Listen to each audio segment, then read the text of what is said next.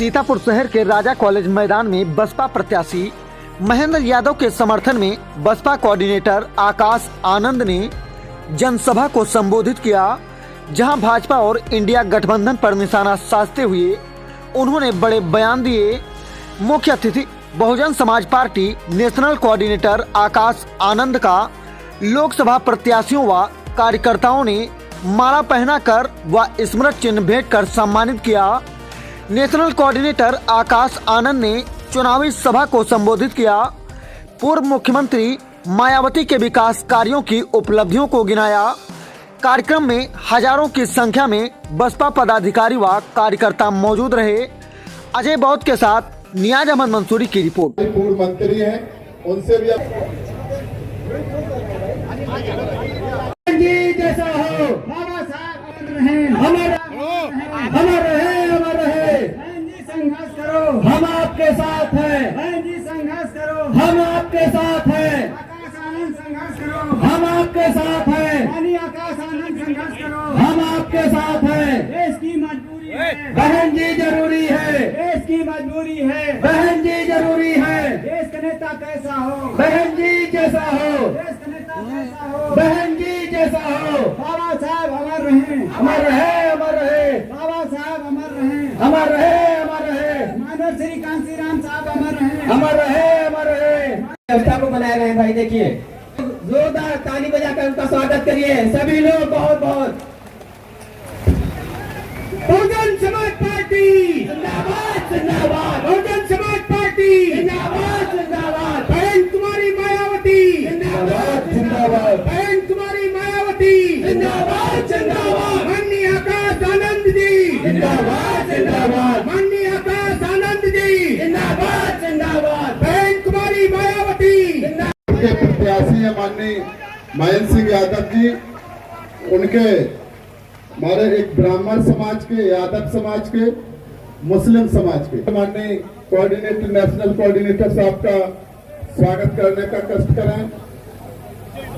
माननीय जो मुकेश वर्मा जी हमारे पूर्व, वो आए और प्रतीक चिन्ह हाथी देकर माननीय नेशनल कोऑर्डिनेटर साहब का स्वागत करने का कष्ट करते हैं।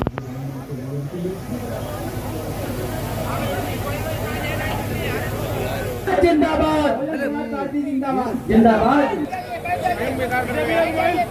बहुजन समाज पार्टी के नेशनल कोऑर्डिनेटर के एकमात्र उत्तराधिकारी माननीय आकाश आनंद साहब।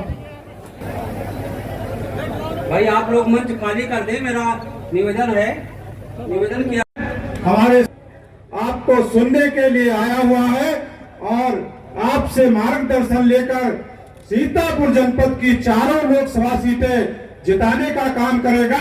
और ये अपार जनसमूह इस मौसम में जो यहाँ उपस्थित हुआ है, ये प्रदर्शित कर रहा है कि बदलाव का समय है। और जो ये वर्तमान में देश और प्रदेश की सरकार गरीबों को, पिछड़ों को, दलितों को ठगने का काम कर रही है, किसानों को झूठे आश्वासन देके काम कर रही है, ये अब जनता इनके बरगलावे में नहीं आएगी।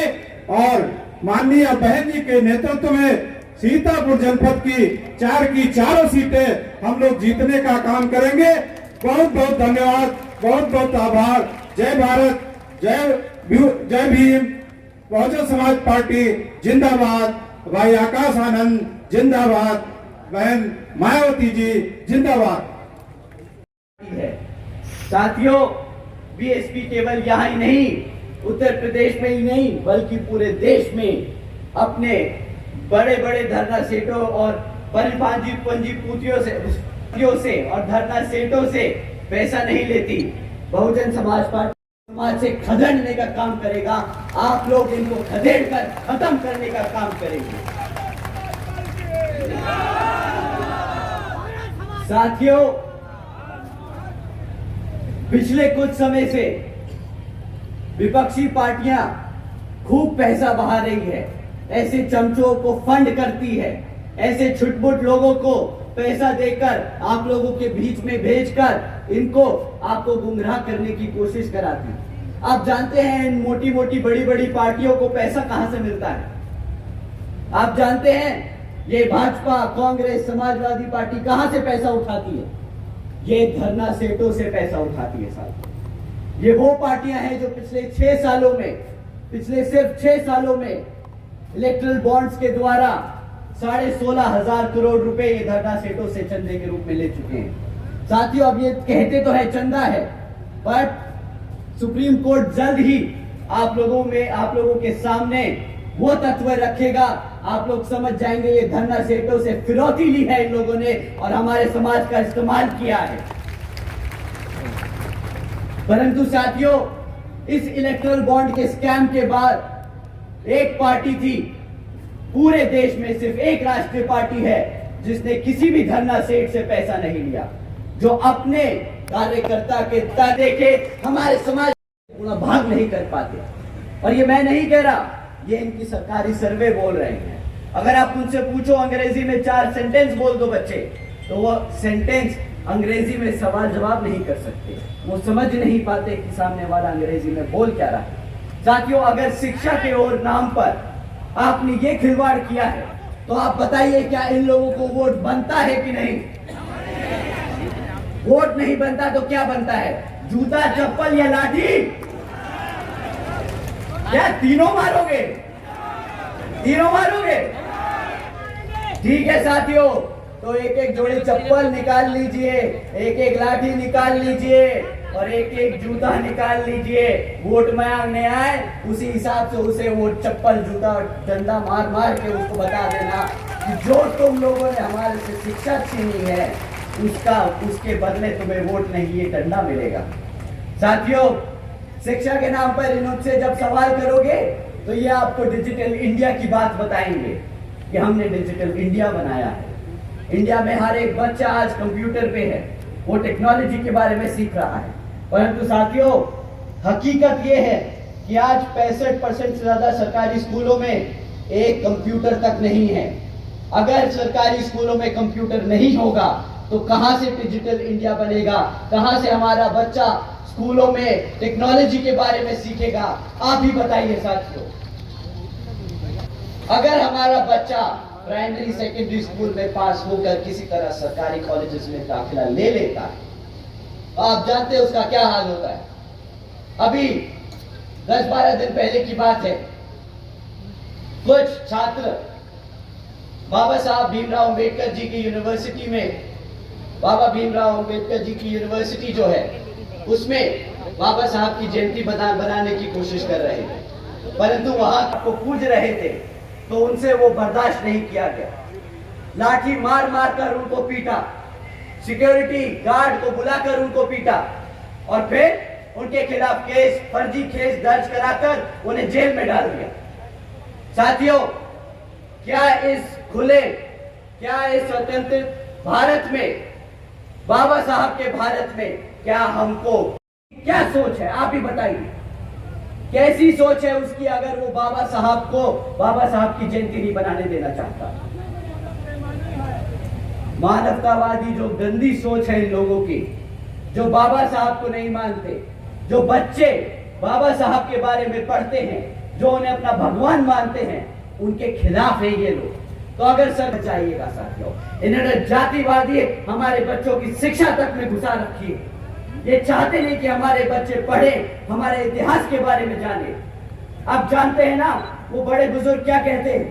मैं सभी युवाओं से बोलता हूं साथियों, बड़े बुजुर्ग हमेशा कह के गए हैं कि अगर किसी समाज को खत्म करना है तो उसका इतिहास मिटा दो, उसको इसके इतिहास से दूर कर दो।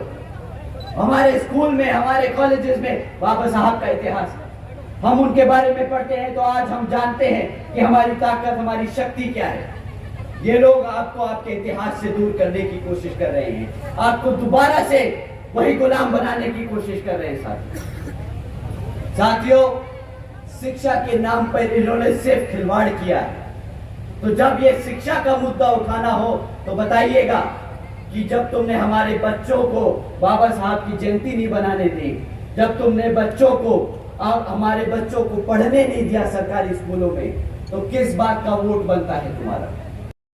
यहाँ पर उनके बलबूते पे ये मूवमेंट चलाती है।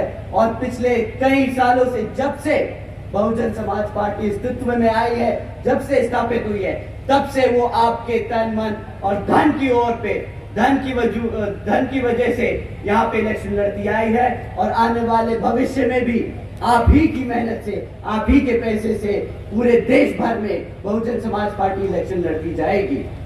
तो साथियों, मैं ये मौका लेता हूँ आप लोगों का एक बार दिल से धन्यवाद करने के लिए कि आप लोग अपने दिन की दहाड़ी से निकालकर, आपके दिन की कमाई से निकालकर 10-10, 100-100 रुपया जो आप इकट्ठा करके पार्टी फंड में जमा करते हैं, उसकी बदौलत हम ये मूवमेंट चला पा रहे हैं। तो आप सभी को मैं तहे दिल से धन्यवाद करता हूँ। आप लोगों की मेहनत को हम जाया नहीं जाने देंगे। आप लोगों की हकों की आवाज हम पार्लियामेंट तक पहुंचा कर रहेंगे और आपके लिए काम करते रहेंगे। साथियों, जैसा कि आप जानते हैं कि बहन जी ने कभी भी, बहुजन समाज पार्टी ने कभी भी कोई मैनिफेस्टो जारी नहीं किया, क्योंकि बहन जी मानती हैं कि जब यहाँ के लोगों ने, यहाँ की आवाम ने हमें सत्ता में बिठाने का काम किया, हमने बहुत काम किया है अपने समाज के लिए। तो जब भी हम वोट मांगने जाएं, हम अपने कामों के साथ वोट मांगने जाएं। हम आने वाले 5 साल 10 साल के वादों के साथ नहीं जाएंगे। हमने जो पिछले 10-15 सालों में काम किया, हम वो लेके जाएंगे। तो साथियों, इसी आधार पर हम आपसे दरख्वास्त करेंगे कि जब भी कोई विपक्षी पार्टी आप लोगों के बीच में आए वोट मांगने, तो आप उनसे उनके पिछले 10 सालों का काम मांगे कि भाई तुम पिछले 10 साल से सत्ता में थे, पिछले 5 साल से सत्ता में थे, पिछले 2.5 साल से सत्ता में थे, तो तुमने हमारे समाज के लिए क्या काम किए, उसके आधार पे आप उनको वोट देने का काम करेंगे। सर, इस बार इस सवाल बिना किए कोई वोट नहीं जाएगा। हमारी माँ यहाँ बैठी हैं, आप अपने बच्चों को समझा दीजिएगा कि बेटा इस बारी बिना सवाल किए, बिना जवाब मांगे कोई वोट नहीं देगा। साथियों, इसी क्रम में मैं आप लोगों के बीच में कुछ मुद्दे छोड़ के जाऊंगा, कुछ सवाल छोड़ के जाऊंगा जो आप इन विपक्षी पार्टियों से पूछ सकते हैं। साथियों, पिछले 10 साल से केंद्र की सरकार में कौन सी पार्टी सत्ता में रही? कौन सी पार्टी सत्ता में रही? चोरों की पार्टी सत्ता में रही, भाजपा नहीं, चोरों की पार्टी सत्ता में रही है। तो साथियों, इन चोरों से पूछना पिछले 10 साल में तुमने हमारे समाज के लिए क्या किया। साथियों, पूछना, आप इनसे जाति और धर्म के आधार पे सवाल नहीं करना। अगर हम जाति और धर्म के आधार पे कुछ सवाल कर दिए तो इलेक्शन कमीशन कल हमें बंद कर देगा, कहेगा तुम जाति और आधार के नाम पर वोट मांगने का काम कर रहे हो। परंतु आदरणीय प्रधानमंत्री जी भड़काऊ भाषण दे सकते हैं, प्रधानमंत्री जी मुसलमान और हिंदू कर सकते हैं, तब इलेक्शन कमीशन की आंखों पे पट्टी बंध जाएगी, मुंह पे टेप बंध जाएगा, तब इनके हाथ में कोई ताकत नहीं होगी। पर जब आपका बहुजन समाज सवाल उठाता है, तब इनको सारे कानून याद आ जाते हैं। कोई बात नहीं, एक समय आएगा जब गद्दी पर जी प्रधानमंत्री होंगी और फिर वो कानून के आधार पर यहाँ पर काम करने का पूरी कोशिश करेंगी। साथियों, सो इन चोरों से पिछले 10 साल में रिकॉर्ड मांगिएगा, जाति और धर्म के आधार पर नहीं, पर शिक्षा, सुरक्षा और रोजगार के आधार पर कि इन क्षेत्रों में, इन 3 क्षेत्रों में इनकी सत्ता में रहने के बाद क्या काम हुए आपके समाज के लिए। साथियों, शिक्षा से शुरू करते, सबसे महत्वपूर्ण होती है हमारे बच्चों की शिक्षा। वो कहते हैं ना, बाबा साहब कहते थे कि शिक्षा वो शेरनी का दूध है, जो पिएगा वो, अरे दहाड़ो तो मेरे भाई, शेरनी। साथियों, बाबा साहब क्या कहते थे? शिक्षा वो शेरनी का दूध है, जो पिएगा वो। साथियों, ये लोग वो हैं जो हमारे बच्चों को, हमारे बच्चों की शिक्षा छीनने का काम कर रहे हैं। पिछले 10 सालों में इन्होंने सरकारी स्कूलों की इतनी हालत कर चुके हैं यहाँ पर।